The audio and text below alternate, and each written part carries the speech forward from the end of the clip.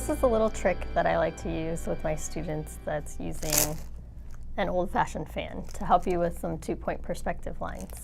Let's take a look at the image that I have down here, and it's going to show you what to do. So here I've got a drawing of a house or a barn or garage, a small building, and you can see that it's in 2-point perspective.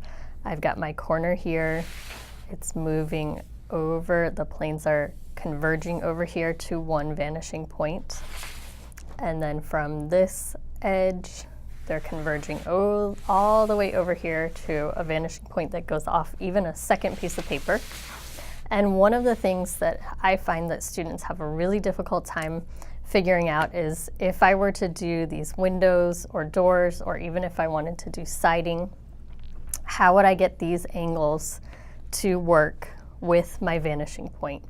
So here you can see I've drawn this side in, and I've got my vanishing point over here, and I took my ruler. If I can pick it up, those things always stick to the table, don't they? So I took my ruler, and you can see that I was able to connect my ruler to this point and then slide it down. This gave me the top angle of those windows, and I continued to slide it down. Then here, this is giving me the bottom of these two windows here.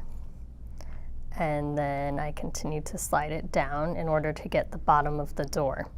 But this process of anchoring it here at the vanishing point and sliding it up and down at a pivoting point is sometimes difficult for my students to remember.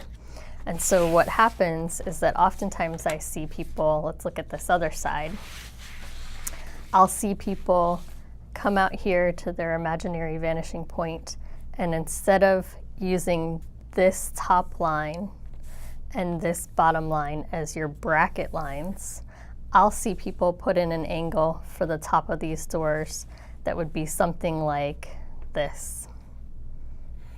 And do you see how if I continued this out, it would go up here and it would cross over this line that I've already established to be accurate and true for the side of my building. So what I think is an easier way to remember this is to use your fan. And you can think of it like you're maybe just using a small section of your fan. So I'm going to pile everything up behind that and just pull out 2 or 3 or maybe 4 sections of my fan. And I can line it up parallel or in respect to the lines that I already have here. I gotta put my head over the top of your view for a second so that I can make sure that it's lining up accurately. So that looks pretty close right there. And now I can imagine that these lines are all coming back just like the fan lines are to one central point. So any line that I have is going to be bracketed below this parent line and above this parent line, and they're going to be angling just ever so slightly up or ever so slightly down to go along with the image of my fan. So then it's going to make it easier to draw these in without the line contradicting the 2 parent lines or the bracket lines that you've already established. So hopefully that's going to help you out. And let me know if you have any questions. Feel free to post some images of some 2-point perspective buildings that you've been drawing so that I can give you feedback.